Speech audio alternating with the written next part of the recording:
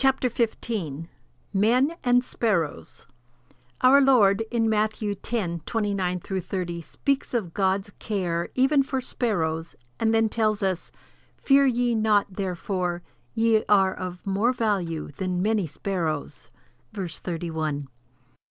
More than once in history, rulers have not seen men as of equal value with birds and animals. In English history, there is a long and bitter struggle between the people and the crown over the royal game preserves and forests. The wildlife was of more importance to the rulers than the people, and deer, for example, had the freedom to destroy a farmer's crop, and he had no right to stop it.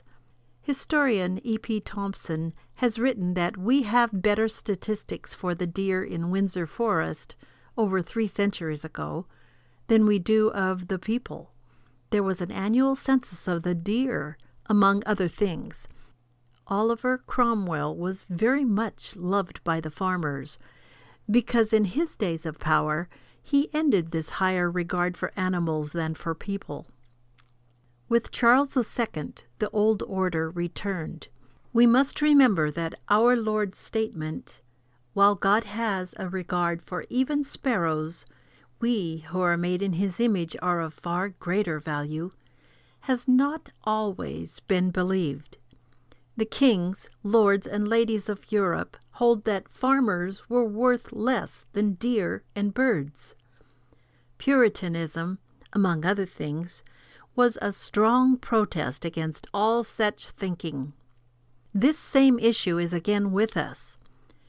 As people abandon Christ, they often show an elitist contempt for all men below them socially and financially, and an undue and abnormal regard for animals. God's law speaks of the need to be mindful of trees, birds, and animals. Proverbs 12:10 tells us, "A righteous man regardeth the life of his beast, but the tender mercies of the wicked are cruel." Today we have many who are full of tender mercies for the environment, but who are cruel to their fellow men.